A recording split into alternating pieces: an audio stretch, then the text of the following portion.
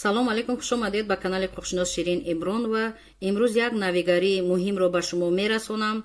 Ин навигарӣ оиди будубоши фарзандони ноболиғи, яъне муҳоҷирон ё ки шаҳрвандони хориҷие ки дар Федератсияи Русия айни ҳол зиндагонӣ доранд ва дар оянда меоянд зиндагонӣ мекунанд.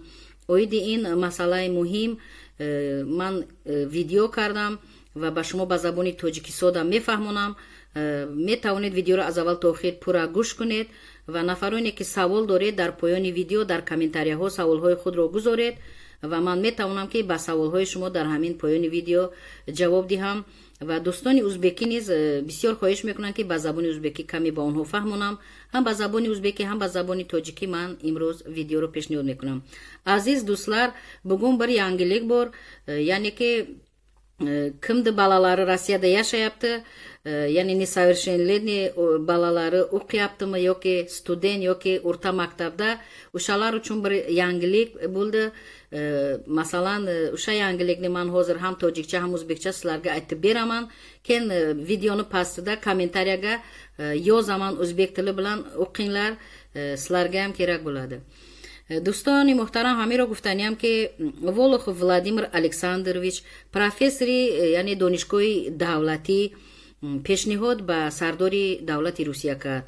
Ба Владимир Владимирович Путин пешниҳод кард ки яъне ки дар моддаи 6 ва 8 қонуни федеральный закон о правом положении, яъне ки будубош шаҳрвандони хориҷӣ дар Русия бояд ки тағйироти иловаҳо дароварда шавад, гуфта пешниҳод кард. Яъне ки дар ин қонун гуфта шудааст, яъне ки шаҳрвандони хориҷӣ чӣ ҳуқуқ доранд дар Русия ва фарзандони ноболиғи онҳо чӣ ҳуқуқ доранд. ҳамин профессор пешниҳод кард ки вақте ки падару модарон ё ки фарзандони худро ё ки фарзандхонҳои худро ба Русия меоранд, онҳо кор мекунанд ё ки ҳуҷҷат мекунанд, албатта бе фарзандошон намеоянд ва фарзандони онҳо дар мактаби миёна мехонанд ё ки дар донишгоҳҳо, литсе, коллеҷ, масалан студент, донишҷӯ ҳастанд. вақте ки масалан гирем мегӯянд ки падару модари онҳо агар РВП гирад, вид на жительство гирад, фарзандшам аз рӯи падару модараш ҳуҷҷат мекунад. аммо дар сурате ки мегӯяд ки падару модари онҳо агар РВП вид на жительство накунаду мақсад ки патент гирад барои кор кардан, регистратсия карда патент гиранд, кор кунанд, фарзандони онҳо беҳуҷҷат мемонанд, яъне ки ҳуҷҷати доимӣ надоранд. аммо мегӯяд профессор ки фарзандони ноболиғ ё донишҷӯён, онҳо масалан донишҷӯё то охири ҳамон мактаби олӣ тамом кардан ё коллеҷ бояд ки таҳсил кунанд, ё ки фарзандони ноболиғ то мактаби миёнаро хатм кардан бояд зиндагонӣ кунанд ва яъне ки мактаби миёнаро пурра то охир хонанд.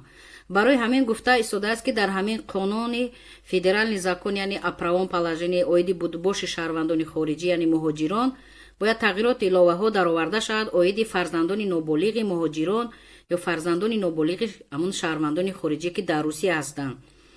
яъне ки ба фарзандони онҳо мегӯяд ки профессор пешниҳод дорад ки ҳуҷҷати доимӣ дода шавад ки то ки онҳо то охир таҳсил кунанд, бемалол зиндагонӣ кунанд дар Русия. барои ҳамин ман ҳамчун ҳуқуқшинос ба шумо гуфтаниям ки дар вақти саволу ҷавоб ин пешниҳоди профессорро пурра сардори давлат Владимир Владимирович Путин гӯш кард ва ӯ савол дод ба Валентина Казакова Львовна. Валентина Казакова Львовна ин яъне ки начальник мигратсиони дар по мигратсиони вопрос дар МВД Русия, яъне вазорати корҳои дохилии Русия аст ва ҳамагон бояд инро бидонед. сардори управлени по мигратсиони ҳамон вопросов ин зан кор мекунад ва савол сардори давлат дод ки оиди гуфтаи ин профессор чӣ мақсадҳо доред, чӣ пешниҳод доред. дар ин вақт Валентина Казакова Львовна ҷавоб дод ки дар ҳақиқат аз соли 2018 оиди ин масъала мо лоиҳаҳо дорем ва ҳамин масъаларо дида баромада истодаем ки оиди фарзандони ноболиғи муҳоҷирон ё ки хориҷоне ки дар Русия ҳастанд бояд ки як чорае бинем, яъне ки мумкин ки дар оянда мумкин ки ҳамон фарзандони ноболиғ яъне РВП гиранд, мумкин вид на жительство гиранд, то ки онҳо таҳсили худро чӣ дар мактаби миёнат, чӣ дар мактабҳои олию дигару дигар яъне пурра давом диҳанд. чунин масъалаҳоро гуфт, дида истодаем. ва баъди ин шунидан сардори давлати Русия бо савол дод ба ҷонишини прокурор ки оиди ин пешниҳоди профессор ва оиди мана ин пешниҳоди яъне Валентина Казакова чӣ пешниҳод доред шумо дар ин лаҳза ҷонишини прокурор низ гуфт ки яъне эрод надорад, яъне дастгирӣ мекунад фикрҳои ҳамин профессору, яъне корманди вазорати корҳои дохилии Русияро, яъне ки ҳам фикр ҳаст бо ин масъала, бо ин пешниҳод. барои ҳамин гуфтаниам ки агар чунин пешниҳодҳо ба назар гирифта шаванду тезтар як қонуне фармоне бароварда шавад ки фарзандони ноболиғи муҳоҷирон ё фарзандони ноболиғи хориҷоне ки дар Федератсияи Русия таҳсил мекунанд дар мактаби миёна, коллеҷ, литсей ё ки олӣ, агар онҳоро иҷозат диҳанд ки РВП гиранд, ин бениҳоят иқдоми хуб мешавад. агар онҳо РВП 3 сола гиранд, баъди РВП метавонанд вид на жительство гиранд, баъди вай метавонанд шаҳрванд шаванд ва падару модар низ метавонанд ки аз рӯи фарзандон тезтар вид на жительство гиранд ва гражданство шаҳрванди Русия гиранд. барои ҳамин ин пешниҳоди бениҳоят хуб шуд аз тарафи профессор ва ин пешниҳодро дастгирӣ кард корманди ҳамон доир ба муҳоҷирон ва ҷонишини прокурор низ дастгирӣ кард ва умед дорам ки сардори давлат ҳам президенти Русия Владимир Владимирович Путин ин пешниҳодро рад намекунад ва мумкин рӯзҳои наздик ин ба қувваи қонунӣ дарояд ва эълон шавад. вақте ки агар ин фармон, ин тағйирот ба ин қонун, ба ин моддаи яъне федерални закони будубоши шаҳрвандони хориҷӣ, агар ҳамин яъне иловаҳо, тағйиротҳо дароварда шавад, ман ҳатман боз ҳамин хел видео карда ба шумо пешниҳод мекунам ин навигариро.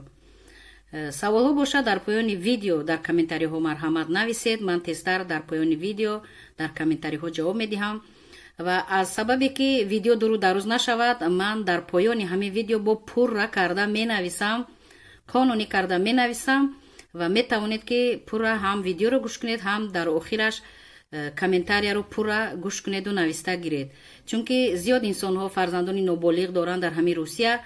фарзандони онҳо зиёдашон беҳуҷҷат ҳастанд, аксарияти онҳо донишҷӯ ҳастанд, аксарияти онҳо мактаби миёна мехонанд ва мумкин ки як беҳбудие шавад барои фарзандони ноболиғи муҳоҷирону хориҷоне ки дар Русия ҳастанд.